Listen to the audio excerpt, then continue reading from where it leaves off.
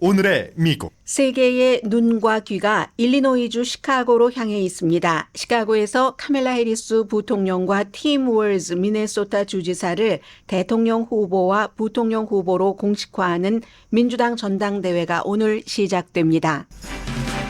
약 한 달 전 후보 자리를 해리스 부통령에게 넘긴 바이든 대통령은 오늘 자신의 정치 인생이나 미국의 운명에 중대한 연설을 합니다. 아직 후보 자리를 빼앗긴 것을 완전히 삭히지 못한 것으로 알려진 바이든 대통령의 연설 일정 때문에 보통 그럭저럭 지나가는 전당대회 첫날이 무척 중요해졌습니다. 캐런 베스 LA 시장도 오늘 연설 일정이 잡혔습니다. 해리스 후보는 자신의 이름 정도만 알고 있는 미국인에게 누구인지 또 대통령이 되면 어떤 정책을 펼칠 것인지를 알리는데 성공해야지 지금 이 기세를 이어갈 수 있습니다. 민주당 전당대회장 안에서는 기쁨과 단결의 물결이 아름답게 수놓아지겠지만 전당대회장 밖에서는 이스라엘 가자 전쟁에 대한 시위대 약 2만 명이 함성을 지를 태세입니다. 이 물결을 막을 수 있느냐도 민주당에게는 중요합니다. 트럼프 후보는 오늘부터 펜실베니아를 포함한 여러 경합주에서 강행군 선거 유세를 합니다. 민주당 전당대회에 쏠려있는 스팟라이트를 본인에게 가져가려는 시도지만 성공할지는 알 수 없습니다.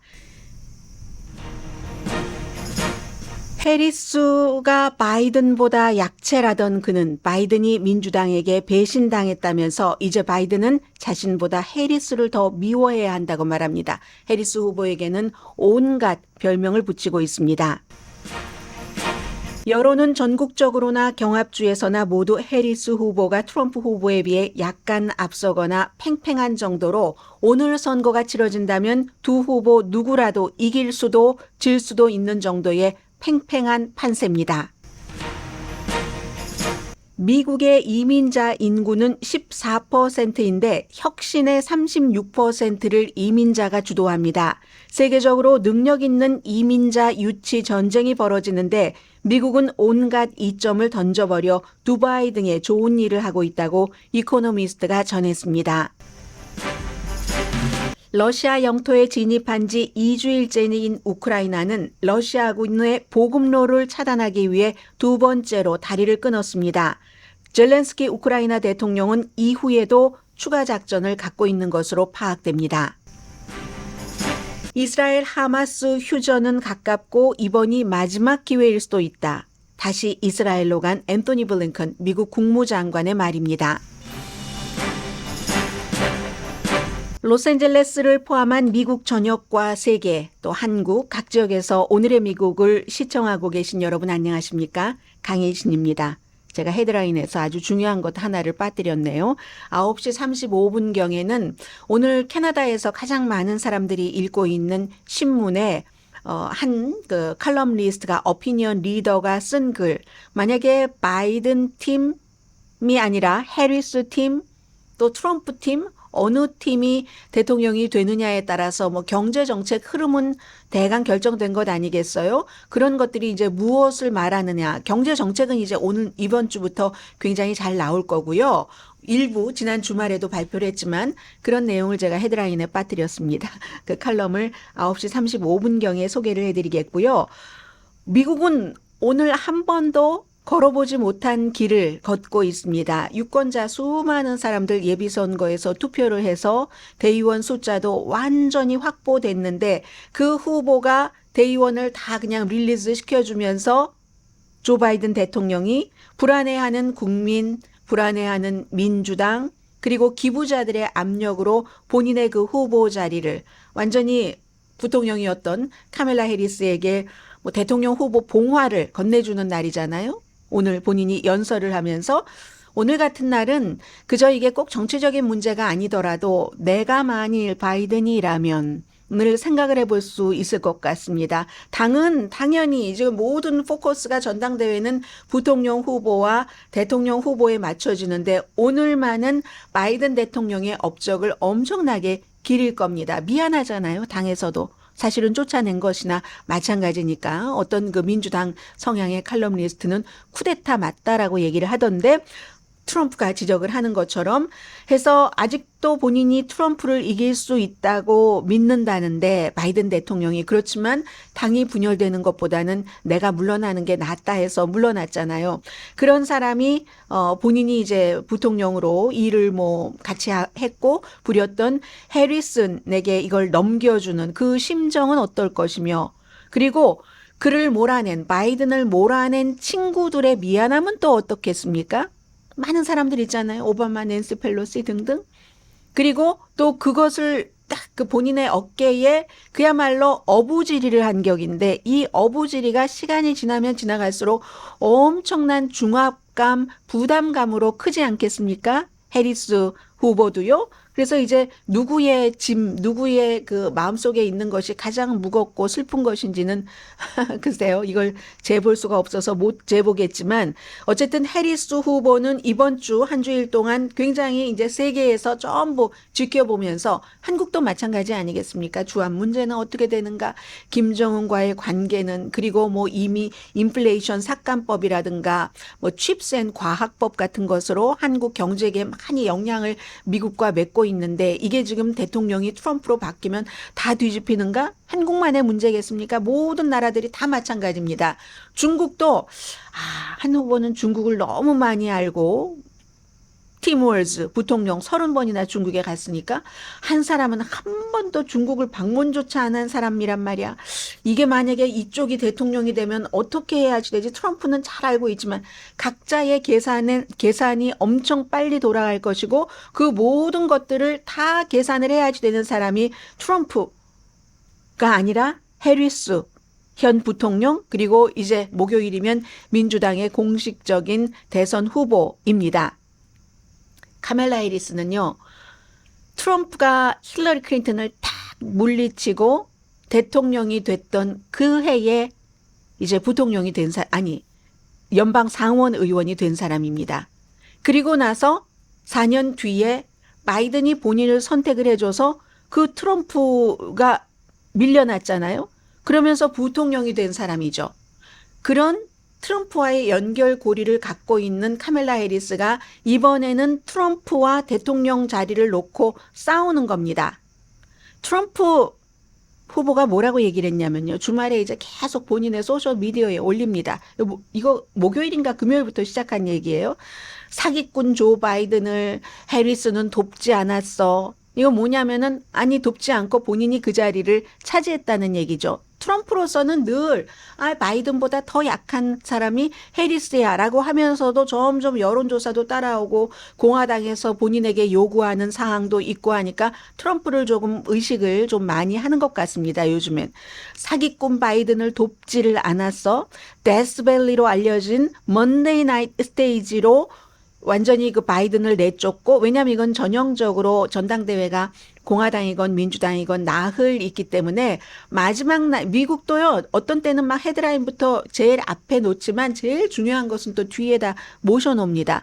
목요일에 이제 대통령 후보 수락 연설이 있고 그 전날인 수요일에 부통령 후보 수락 연설이 있고 그렇게 볼 때는 월요일과 화요일 이틀 동안은 그냥 대우는 뭐 이렇게 벤치를 그 웜하게 하는 뭐 스포츠라면 그렇게 하는 정도거든요.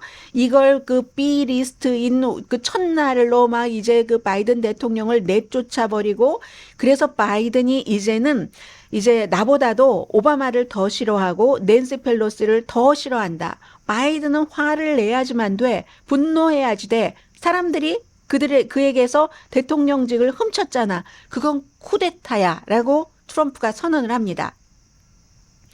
또 카멜라도 오바마와 펠로시, 척 슈머를 그다지 좋아하지 않을 수도 있죠. 왜냐하면 처음에는 이 사람들이 카멜라 해리스를 금방 지지하지 않았잖아요. 선뜻 지지하지 않았죠. 왜냐하면 이거 그래도 뭔가 누군가를 경쟁하게 둬야지 되는 게 아니야. 이래서 지금 굉장히 트럼프는 트럼프 나름대로, 해리스는 해리스 나름대로, 그리고 바이든을 이거 안 되겠다고 몰아낸 사람들은 몰아낸 사람들대로 다 각자의 심정이 굉장히 착잡한 상황에서 민주당 전당대회가 열리는 겁니다. 이번에 전당대회에 그 연사들의 배치를 보니까 그게 쫙 나와 있습니다. 트럼프 후보가 데스밸리와 같다고 표현을 한 것은 별로 이제 힘들기만 하고 별로 주목받지도 못하고 하는 그런 먹을 게 별로 없는 풍요롭지 않은 이런 것을 얘기를 하는 사람이잖아요. 물론 무명이 이런 때 등장해서 연설 다 잘해서 스타가 될 수는 있지만 이제 바이든 같은 사람은 말이야 막 중요한 때 말하네. 어떻게 중요한 때 거기다가 놓겠습니까? 본인이 그 봉화를 카멜라 해리스에게 던져주는 그 순간을 사실은 반대로 보면은 첫 번째 날에 바이든이 등장하기 때문에 민주당은 첫 번째부터 지금 장사를 잘 할 수 있게 됐습니다. 아, 저 사람이 사람들이 다 또 어떠한 그 연민의 정 같은 게 있잖아요. 아유, 참 안 됐다. 저 자리를 그래도 끝까지 바이든이 물러나지 않으면은 이건 정말 그때는 쿠데타가 아니면 진짜 쿠데타가 아니면 방법이 없는 겁니다. 본인이 이미 대의원 숫자를 확보를 했기 때문에 그래서 월요일에 바이든하고 질 바이든 그리고는 이제 시카고의 시장이 손님들을 맞았으니까 얘기를 해야 되잖아요. 하고는 좀 전에 보니까 캐런 베스 LA 시장이 오늘 이제 연설하는 사람으로 잡혀 있고 그럼 두 번째 날도 원래는 별볼로인 그런 날인데 오바마 부부를 두 번째 날에 등장을 시킵니다. 그러니까 바이든이 그 첫 번째 등장 그 날이 후진 날이 아니야. 둘째 날에 가장 인기가 있는 연사 두 사람이잖아요. 버락 오바마와 미셸 오바마. 미셸 오바마는 사실은 그제까지만 하더라도 뭐 확정적으로 얘기하지 않더니 그 남편과 같은 날 등장을 합니다. 그리고는 시카고 일리노이주니까 일리노이주의 주지사가 이제 나오고요. JB 프리츠커가 이 사람은 정말 해리스와 같이 겨룰 수 있었던 사람이죠. 대통령 후보를 놓고 그렇게 배정을 했습니다. 그럼 사람들은 월요일 날도 봐야 돼. 화요일 날도 봐야 돼. 수요일 날은 당연히 팀 월즈 부통령 후보 수락 연설이 있으니까 그때 또 중요한 사람 쫙 배치를 합니다. 빌 클린턴, 오늘 힐러리 클린턴도 나옵니다. 빌 클린턴 전 대통령을 수요일에 배치를 하고 낸시 펠로시 전 하원 의장도 역시 수요일에 배치를 합니다. 핏 브리저지 교통부 장관도 해리스와 만약에 결었다면 대통령 후보로 그 선상에 올라간 사람이잖아요. 이런 사람들이 딱 이제 부통령 후보를 받쳐주고 마지막 날은 현 권력입니다. 현재의 상원, 그 척 슈머 상원 원내대표 그리고 하킴 제프리즈 민주당의 현재의 하원의 대표가 쫙 이제 연설 같은 것 하면서 카멜라 해리스가 수락 연설을 하게 되는 거죠. 이게 잠깐 오바마나 낸시 펠로시가 결국은 이제 그 해리스를 지지했기 때문에 바이든과 겹치지 않게 배치를 한 겁니다. 그러면서도 이제 잘 후보들을 빛내줄 수 있는 굉장히 이건 잘 배치를 한 것 같고요. 올해는 그래서 첫날이 굉장히 중요하고 바이든이 마무리를 하면서 해리스에게 어떠한 그 봉화를 주는 이런 것으로 그럼 해리스는 지금부터 계속 이제 이런 것을 해야지 됩니다. 주말에 이제 버스 투어도 하고 하던데 검사로서는 젊은 경관을 살해한 그런 어떤 그 범죄자에게 사형을 구형하는 것을 거부했다가 또 검찰총장으로서는 개인으로서는 사형제를 거부하지만 또 캘리포니아의 여러 주법 이런 것 때문에 입장이 달라진 왜 당신은 이렇게 입장이 많이 달라졌어? 상원의원 때 부통령 때 왜 이랬어? 하는 모든 것들을 국민들에게 이제 본인이 누구이다 하는 것을 설명을 해야지 되는 겁니다.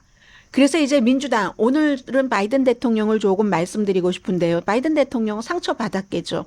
내가 만일 바이든이라면 상처 안 받았겠어요? 그러니까 상처받은 바이든을 달래기 위해서 바이든을 대통령을 만들었던 데 큰 힘을 쓴 사우스캐롤라이나주의 제임스 클라이번 의원 같은 사람 어제 일요일이니까 다 이제 시사 아침 그 쇼에 등장을 해서 미국 대통령 가운데서 어떤 대통령도 따라잡을 수 없는 중요한 일을 너무 많이 했다. 근데 많은 것이 가려져서 그렇지 하고 낸시 펠로시도 요즘 잠 못 이룬다고 하잖아요. 너무 친한 친구였으니까 바이든 대통령과 이 러시모어 그 산에 바이든 얼굴도 이제 해놔야지 된다. 이런 그 제안까지도 했죠. 펠로시가 대통령과 친구고 아끼고 우정이 대단했지만 이 사람은 하원을 살리는 것을 더 중요하게 생각한 거죠. 이로 인해서 바이든 대통령이 트럼프에게 그 당시에는 질 위기였다고 파악을 했으니까 지면서 하원에도 하원 의석도 많이 잃어버리면 낸시 펠로시는 더 이상 본인이 하원 의장은 아니지만 본인의 레가시 80살 넘었습니다. 이제 은퇴해야지 돼요. 그 본인의 레가시, 본인이 뭐 17년 정도를 하원 의장을 했었던 이 하원이 의석을 빼앗기면 안 돼. 이걸 더 사랑했던 겁니다. 바이든보다는 당과 하원을 더 사랑을 했고, 가장 그 낸시 펠로시가 무자비하고 성공적인 전술가라고 평가를 받고 있잖아요. 그래서 친구를 그야말로 등에 손자국을 낸 겁니다. 이 사람들이.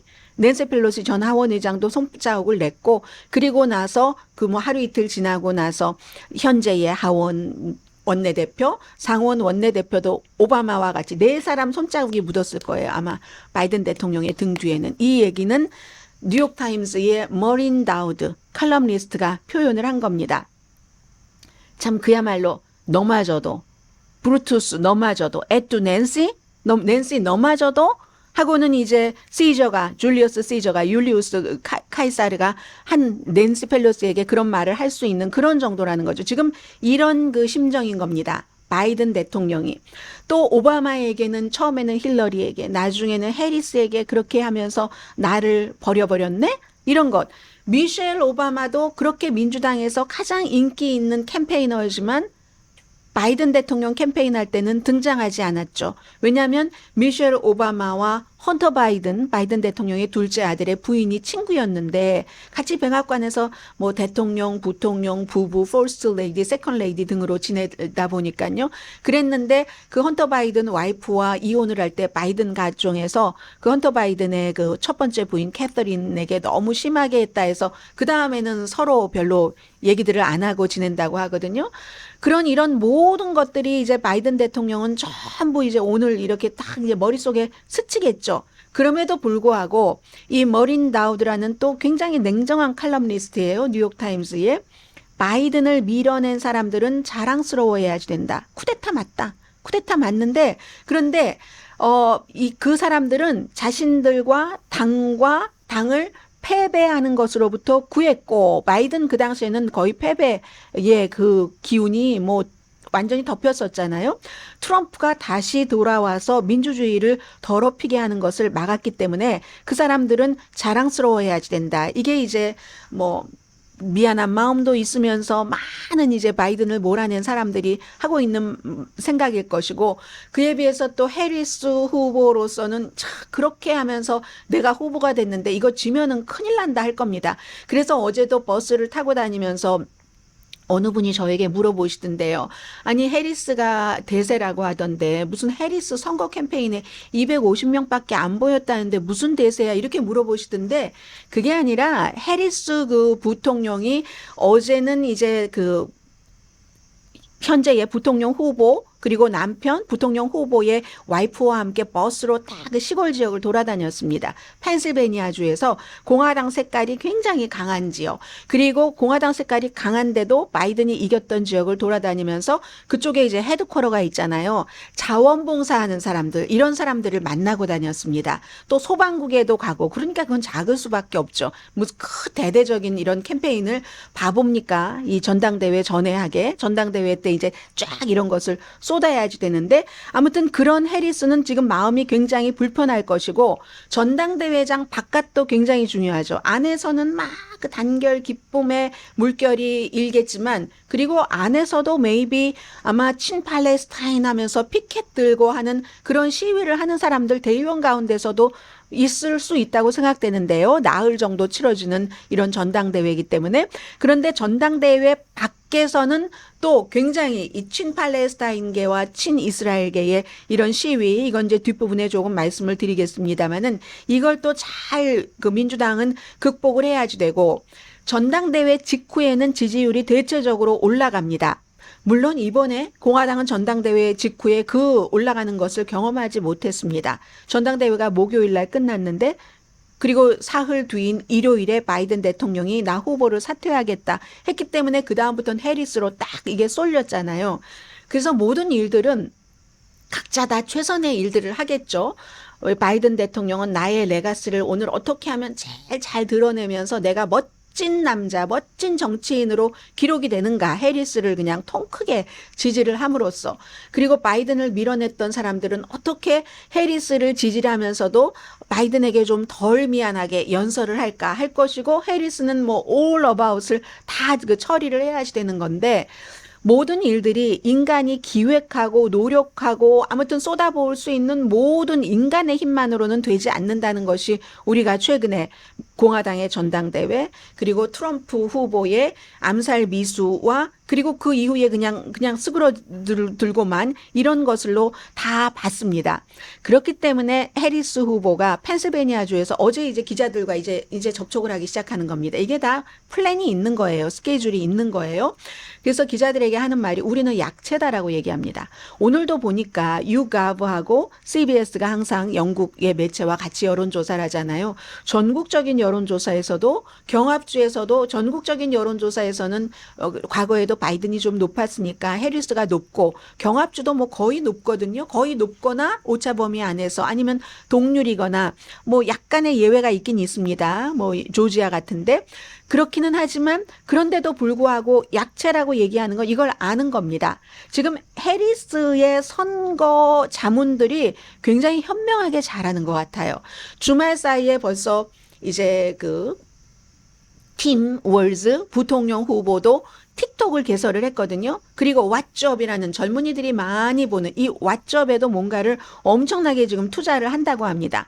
선거 광고 비용도요, 뭐 3,700만 달러를 이번에 전당대회가 끝나면서 이제 쭉 그 선거 때 노동절을 기해서 선거철까지 그 정도의 돈을 쓴다는 거거든요. 보면은 플랜이 너무너무 잘 돼 있다. 그리고는 이제 트럼프 전 대통령이 이제 본인에 대해서 어떤 말을 하고 별명을 붙이고 하는 그런 것들을 다른 사람들을 때리는 사람들은 대체적으로 겁쟁이다라고 얘기를 합니다. 트럼프 후보가 뭐 완전한 공산주의자래요. 그 카멜라 해리스에게 하면서 카멜라 동지 이렇게 부릅니다. 모든 별명 다 붙여봤자 뭐 레픈 카멜라 뭐 해봤자 안 통하는 겁니다. 라인 카멜라 등등 해서 이번에는 이제 뭐 공산주의자 그리고 카멜라 동지 이렇게 얘기를 하는데 이건 좀 안 통할 것 같고요. 지금 민주당으로서는 확실히 트럼프 후보가 타격 거리에 있는 것은 맞습니다.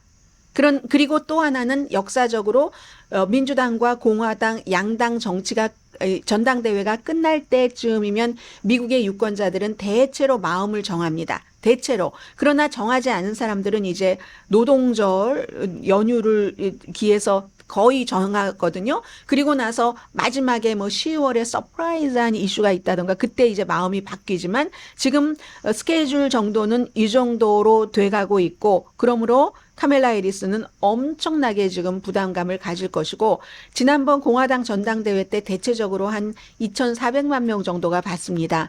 그리고 트럼프 후보가 수락 연설을 할 때는 2,840만 명 정도가 봤거든요.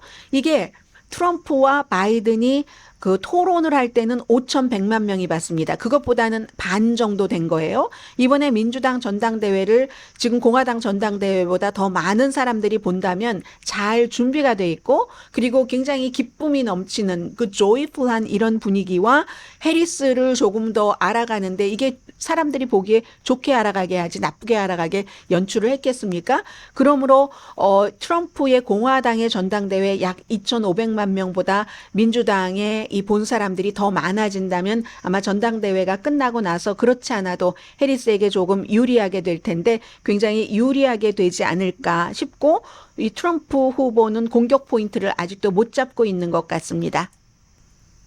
제가 오늘 내가 만약 바이든이라면 이라고 생각을 해보니까요. 만약 바이든이라면 이왕 이렇게 된 거니까 아침에 계속 일을 하는데 그 에디트 피아프가 부른 따라란 따라란 따라란 따라란 딴딴따단따단 메아 쿨파 하는 그 메아 쿨파 내 탓이요 하는 게 생각이 났거든요. 어쨌든 뭐 본인들이 이길 수 있다고 생각하던 아니던 많은 일반인과 기부자와 당과 정치인들은 본인을 원하지 않았기 때문에 물러날 수밖에 없었잖아요.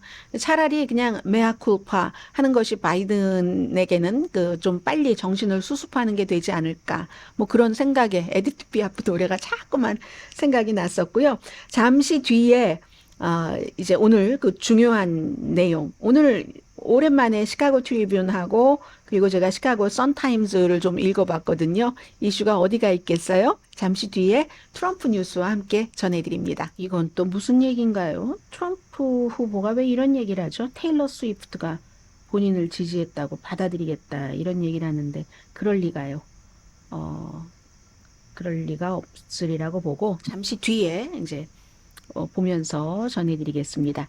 자, 우선 오늘 미국의 주요 신문 사실은 이제 전당대회에 있고 대통령 선거까지는 굉장히 많은 일들이 일어나기 때문에 제가 주요 신문 그 헤드라인 정도라도 요약해 드릴 수 있을까 없을까 이렇게 생각을 했었는데 그런데 또 중요한 때는 해야지 되겠죠. 자, 우선 시카고에서 전당대회가 열리기 때문에 시카고 트리뷴을 봤습니다. 아주 시원합니다. 시원한데 사진도 크게 썼어요. 사진도 크게 써서 J.B. 플리츠거라는 이 일리노이주의 아주 인기 있는 그 주지사, 민주당이지만 성향 자체가 중도적인 성향이고 그리고 이제 그 호텔 업계의 그 상속자잖아요. 굉장히 부자인 사람이 환영합니다. 이제 내일 이렇게 하겠죠, 주지사가. 그런데 시카고 트리뷴이 얘기하기를 이 단결 속의 긴장 맞죠? 단결 속의 긴장이죠. 단결을 해리스 쪽으로 하긴 했는데 이스라엘 가자 전쟁 그것 때문에 이제 긴장이다. 세계의 눈이 시카고로 쏠린다. 이렇게 얘기를 했고요. 그리고 시위대의 모습도 보여주고 있습니다. Free Palestine 이렇게 팔레스타인 길을 들고 시카고 쪽에서는 지금 많은 그 시위가 이미 시작이 됐고요. 그 아래 동떨어진 건데 이렇게 아래 신문 일면에 보니까 나비가 보이네요. 나비가 보이니까 참 버터플라이 넘버가 어떻게 된다는 거예요. 줄어들고 있다고요. 다 이게 기후변화와 연관이 되겠죠. 시카고 선타임스는 시카고가 윈드시리잖아요. 별명이 바람 많이 부는 윈드시리 살고 계시는 분들 안녕하세요. 윈드시리가 컨벤션 스포트라이트를 받을 준비가 완전히 돼 있습니다. 저희 완전 준비하면서 사진을 보니까 그 거리에 쭉 이제 가로등이 있잖아요. 가로등에 전부 시카고 웰컴 DNC 2024 1900년대 이후에 지금 시카고에서 처음이고 그 전이 이제 시위가 있었던 1968년이잖아요. 그래서 얼마나 우리가 준비가 돼 있는가 하는 것들을 보여주고 막 거기 미시건 애비뉴 있죠? 뭐 이런 곳 그런 것도 보여주고 합니다. 근데 그에 비해서 워싱턴 포스트는 바이든 대통령이 해리스에게 이제 지휘봉을 넘길 준비를 하고 있는데 혼란스러웠던 1968년의 전당대회 희미한 메아리가 지금 이미 치기 시작한다.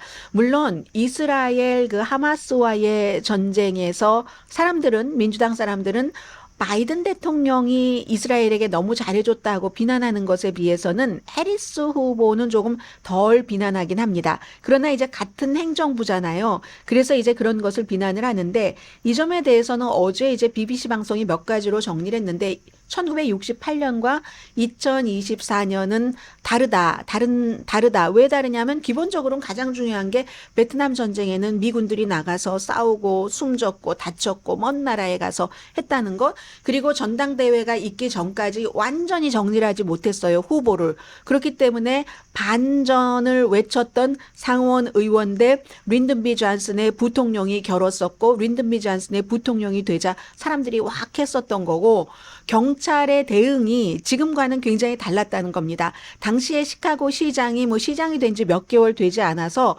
굉장히 이제 강하게 이제 억압이 아니라 그 진압을 강하게 해라. 사살까지 해라. 왜냐하면 1968년도에는 마틴 루터 킹 주니어 목사도 이제 암살당했고 그리고 이제 몇 개월 차이를 두고 로버트 케네디 민주당의 후보였지만 지금 그 로버트 케네디 주니어의 아버지요. 존 F 케네디의 동생 법무장관 그런 일이 있었기 때문에 너무나 시위가 많아서 이거 잘못하면 큰일 난다. 사살도 해라라고 했고 실제로 엄청나게 많은 사람들이 다치고 체포되고 했습니다. 지금은 다르잖아요.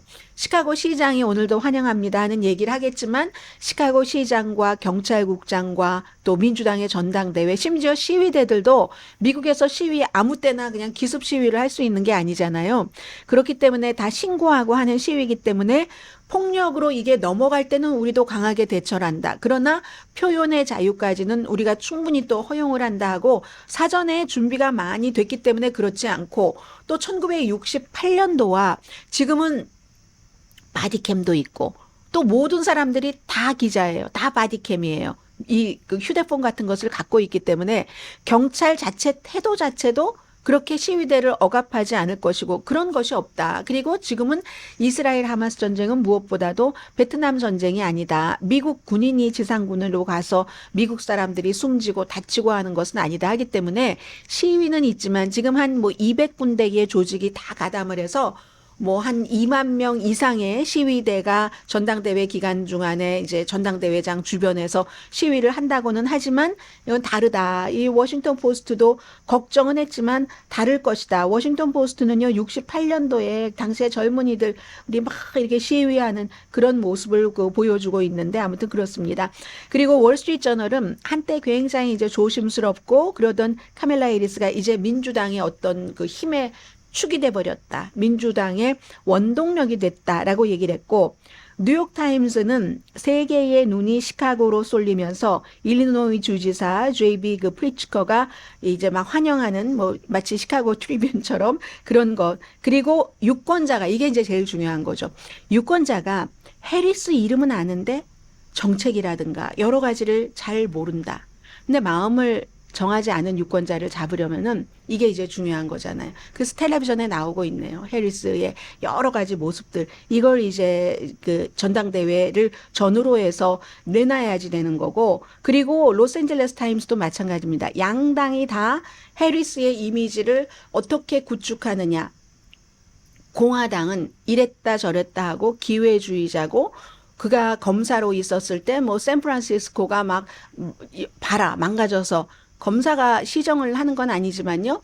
뭐 이런 것으로 이제 그렇게 쉐입을 지으려고 하고 민주당은 이제 여성이고 아프리칸 아메리칸, 에이시안 아메리칸 그리고 이제 검사보, 검사, 검찰총장, 상원의원, 부통령을 하면서 수십 년 동안 이게 다져진 사람이다. 이제 이렇게 알리고 싶은 거고요. 아무튼 그런 것. 그리고 그래서 이 알리는 것을 성공하고 이 열기를 지속할 수 있을까? 언론과의 허니문도 조금 기간을 더 늘려갈 수 있을까? 아니면 뭐 어쩌면 11월 5일까지 계속 민주당의 이 열기와 언론과의 허니문을 가지고 갈 수 있을까? 이거 이제 전당대회에 지금 많이 달려 있고요. 트럼프 후보를 보겠습니다. 트럼프 후보는 지난 몇 주일 동안은 참 잠잠했었는데 민주당이 이제 일리노이주 시카고에서 집중하고 있는 동안 이거 굉장히 스케줄 빡빡한데요. 펜실베니아 토요일에도 펜실베니아에서 선거 유세했고요. 미시건, 노스캐롤라이나, 애리조나, 네바다. 그럼 조지아하고 위스콘신만 빼고 경합주를 지금 전부 가는 거네요. 그리고 이번에 이민, 경제, 범죄 세 가지 이슈에 집중을 한다고 합니다. 그런데 중요한 건 트럼프 후보가 이렇게 이슈에 집중한다고 하고 집중을 할 수 있는가 없는가 그게 중요합니다. 토요일에 그 펜실베니아 주에서 전당대회가 있었는데 작은 사진을 보면은요 트럼프 주변에 정말 막 열광하는 사람들이 많습니다. 그런데 사진을 크게 아주 큰 사진 보통 이제 후보들이 나오면 후보를 크게 하기 위해서 주변만 보여주니까 항상 꽉 찬 것처럼 보이잖아요. 그런데 전체에 그 한 8천 명이 들어가는 실내에서 선거 유세를 했는데 보니까요. 구멍이 난 데가 굉장히 많았어요. 저는 트럼프의 선거 유세에서 저렇게 많이 빈자리가 있는 것을 별로 보지 못했던 것 같거든요. 그리고 실내니까 빈자리가 아주 또렷하게 보이잖아요. 그 자리가 파란색인가 그랬는데 파란색 빈자리가 아주 그냥 듬성듬성 많이 보였거든요. 그리고도 끝날 때쯤 되면 연설이 다 끝나지도 않았는데 나갔던 사람이 많다고 하는데 그게 이제 왜 그런 문제들이 생기냐면은 트럼프 후보가 계속 지금도 이제 그 해리스 후보를 인신공격을 많이 하는 겁니다. 그런데 사람들이 쇼를 한 100번쯤 보면은 그 쇼에 질리는 게 당연한 거 아닌가요? 뭐 예를 들면 뭐 그런 식이에요. 제가 몇 주일 전에 여러분들께 공화당의 컬럼니스트인 월스트리트 저널의 패기 누난의 컬럼을 소개해드리면서 카멜라 해리스가 여러 가지 장점이 있는데 굉장히 잘생겼잖아요. 그 사람이 이목구비가 뚜렷하고 사진 찍으면 너무 잘 맞고 이것도 정치인에게 너무 중요한 자산이다 했어요. 그랬더니 그렇게 얘기한 것도 비난하면서 그 패기 누난도 완전히 그냥 그 과대포장된 사람이다. 뭐가 잘났어. 뭐 이런 얘기를 하고 시사주간지 타임이 사진을 찍다 건진 사진이 없기 때문에 할 수 없이 너무너무 놀랄 만큼 훌륭한 아티스트를 불러서 카멜라 해리스를 마치 소피아 로렌처럼 엘리자베스 테일러처럼 그려냈다. 막 이렇게 비난을 하면서 나중에는 아예 내가 더 잘생겼다. 카멜라 해리스보다 이렇게 선거 유세를 했거든요. 제가 이 부분은 조금 들려드리겠습니다. 트럼프 후보의 선거 유세에서 I mean, Time Magazine, think of this. Time Magazine. Sophia Loren, I couldn't. Who might that be? Is that Elizabeth Taylor? They say she was a beautiful woman. A lot of pictures, it didn't work out, so they hired a sketch. 네, 그 얘기를 하잖아요. 그걸 사진을 많이 찍었는데 그게 워크하지 않아서 그 아티스트를 스케치하기 위해서 이제 이렇게 고용을 했다 하고 내가 더 잘생겼대요. 내 얼굴이 더 잘생겼다고 얘기를 합니다. 이 대통령 후보의 선거 유세 맞나요? So I decided to go back and reread the clothes. I'm not saying he's, but I say that I am much better looking than her. I think I'm much better. Much better. Much better. I'm a better looking person than Kamala.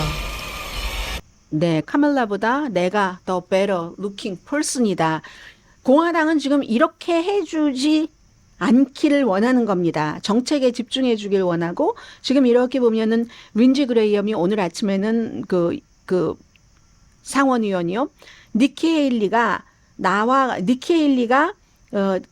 트럼프에게 조인해서 선거 유세를 해야지만 된다라고 얘기하는데 본인은 조인하지 않던데요. 요즘에 힘 빠지고 있잖아요. 트럼프가 힘이 강할 때는 린지 그레이엄은 가까이 붙습니다. 트럼프가 힘이 약해질 때는 본인도 멀어집니다. 하고는 지금 니키 헤일리를 거기다가 세우잖아요. 왜냐하면 상대가 카멜라 해리스이기 때문에 이제 그런 얘기를 했고 공화당은 트럼프만 지는 게 아니라 이거 하원까지 지는 것을 지금 굉장히 걱정을 하고 있고 질 수 있는 그 의석 분포도 계산을 지금 하기 시작했거든요. 이게 바로 낸시 펠로시라는 민주당의 전 하원 의장이 안 되겠다. 내 50년 친구지만 내가 바이든을 버리고 하원을 지키겠어 했었던 것. 이 똑같은 상황에서 공화당은 지금 이런 고민을 하고 있다. 지금 트럼프 대통령 전 대통령 이번 주에 봐야지 될 것 같아요. 펜실베니아, 미시건, 노스캐롤라이나, 애리조나, 네바다에서 과연 이 카멜라 해리스에 대한 인신 공격을 멈출 수 있는가. 상대가 그리고 그걸 잘 대응을 하고 있잖아요. 약한 사람이 원래 저렇게 하는 거야. 뭐 이런 식으로 해서 이제 지금 이런 부분이고요. 잠시 뒤에는 캐나다에서 또 저희 라디오 서울 방송 보고 듣고 계시는 분들 굉장히 많으신데요. 제 친구도 있고요. 보기는 하니? 아, 보지 마. 무서워. 향호가 보지 마. 무서워. 그 내셔널 포스트에 실린 그 미국의 공화당과 민주당의 아주 기본적인 경제를 보는 시각을 이 칼럼니스트가 썼거든요. 이건 이제 모두가 다 뭐 들어두면 다 알고 계시는 분들도 많으시겠지만 한번 이제 이런 때 정리를 하는 거죠. 잠시 뒤에 뵙겠습니다. 잠시 뒤에 뵙는데 1번이거든요. 이거는 네.